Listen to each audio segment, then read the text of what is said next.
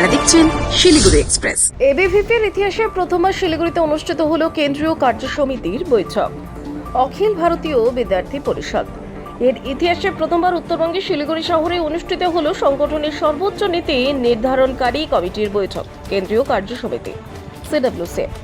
আজ 2রা আগস্ট, আগামীকাল 3রা আগস্ট, এই দুদিন দিনব্যাপী বৈঠক অংশ নিচ্ছেন। সেই বৈঠকে দেশ জুড়ে বিভিন্ন প্রান্ত থেকে আগত শতাধিক কার্যকর্তা ও সংগঠনের শীর্ষ নেতৃত্ব। আজ সকাল 10টায় শিলিগুড়ি উত্তরবঙ্গ মারোয়ারি ভবনে এই ঐতিহাসিক বৈঠকের সূচনা হয়। উপস্থিত ছিলেন এবিভিপি সর্বভারতীয় সভাপতি অধ্যাপক রাজশরণ শাহী, সর্বভারতীয় সাধারণ সম্পাদক ডক্টর বীরেন্দ্র সিং সোলাঙ্কি এবং সর্বভারতীয় সংগঠন সম্পাদক শ্রী আশিস চৌহান। শহরের বিভিন্ন অংশ ইতিমধ্যেই এবিভিপির পতাকা, দেওয়াল লিখন ও ব্যানারে সেজে উঠেছে।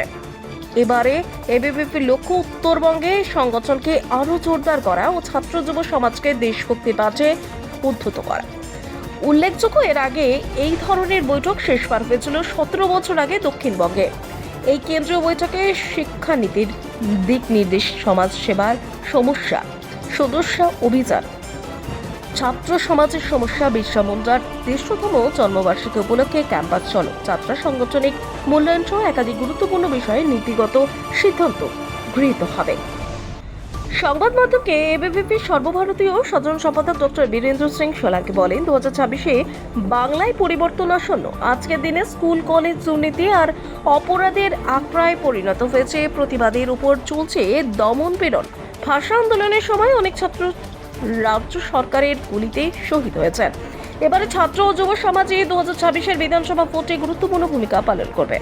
উল্লেখ্য, এবিভিপি কার্যকর্তা সীতারাম জালমিয়া উত্তরবঙ্গে এই ঐতিহাসিক বৈঠকের অন্যতম প্রধান সংগঠন হিসেবে গুরুত্বপূর্ণ ভূমিকা পালন করছেন। जो पश्चिम बंगाल की स्थिति है, अपने कॉलेजों में, स्कूलों में शिक्षा का जिस तरह से स्तर गिर रहा है, उस तरह की घटनाएं यहाँ पर बढ़ रही है। नारियों पर अत्याचार हो रहा है, हमारे यहाँ के जो कल्चर है उनको नष्ट किया जा रहा है, और उसी के चलते ही हमारे जैसे मेडिकल कॉलेज हो, स्कूल हो, कॉलेज कैंपस हो, वो असुरक्षित आज उन पर जिस तरह से राजनीतिक दबाव उन पर बना रहता है, उसी का कारण है आज हमारे क्षेत्र के असुरक्षित हैं।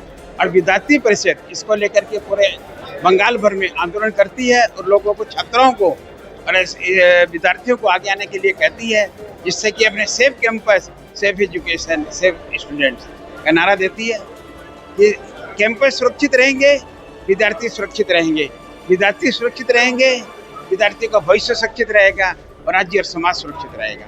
इसके लिए विद्यार्थी परिषद कार्य कर रही है और सभी छात्र विद्यार्थियों को आह्वान करती है कि विद्यार्थी परिषद से जुड़े और अपने कल्चर, अपने राज्य और देश को बचाने के लिए काम करें। यहाँ अखिल भारतीय विद्यार्थी परिषद की केंद्रीय कार्य समिति की बैठक आज से शुरू हुई है, और इस बैठक के अंदर हम देश भर के शैक्षणिक विषयों को लेकर चर्चा करने वाले हैं, सामाजिक विषयों को लेकर चर्चा करने वाले हैं। और देश भर में विद्यार्थी परिषद के आने वाले समय में हमारे जो कार्य योजना है, हमारे आंदोलन है, हमारे कार्यक्रम है, उनके स्वरूप के विषय में विस्तृत चर्चा कर ये कार्य योजना विकसित करने वाले हैं।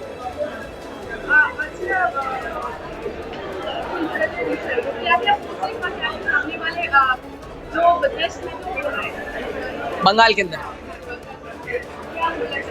बिल्कुल मैं ये कहना चाहूँगा कि बंगाल की भूमि को बंगाल के कुछ दुश्मनों ने कुकृत्य करके अशुद्ध कर दिया गया है, उसको शुद्धिकरण की आवश्यकता है। और बंगाल की भूमि को जिस प्रकार से गड्ढे में डाल दिया गया है, मैं ये कहूँ कि हर प्रकार की यहाँ प्रताड़ना है। आप कैंपसेस की हालत देख लीजिए, कॉलेज के अंदर स्टूडेंट्स के साथ रेप हो रहा है।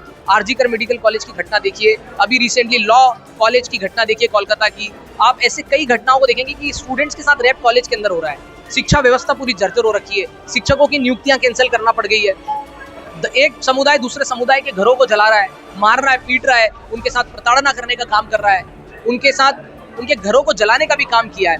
अब ये देखिए कि क्या प्रकार की स्थिति बंगाल के अंदर उत्पन्न होगी, और इन सब को रोकने में बंगाल की सरकार, बंगाल का प्रशासन, बंगाल की पुलिस इसमें विफल होती हुई दिख रही है। और उन्होंने, यहाँ की सरकार जो है, कहीं ना कहीं ये समझ आता है कि उनका इन सब कृत्यों को संरक्षण प्राप्त है तभी ये घटनाएं हो रही है। अन्यथा किसी भी राज्य में अगर पुलिस चाहे तो इस प्रकार की घटना नहीं हो सकती है, परंतु बंगाल के अंदर ये स्थिति है। इसमें कहीं ना कहीं सरकार, इवन ममता बनर्जी का भी इन्वॉल्वमेंट मुझे इसमें दिखता है, और यहाँ की मुख्यमंत्री होने के नाते, एक महिला होने के नाते उनको इस प्रकार की घटना को रोकना चाहिए प्राइमरीली, पर वो नहीं रोक पा रही है, वो रोकने में विफल हो रही है। डॉक्टर वीरेंद्र सिंह सोलंकी, राष्ट्रीय महामंत्री, अखिल भारतीय विद्यार्थी परिषद।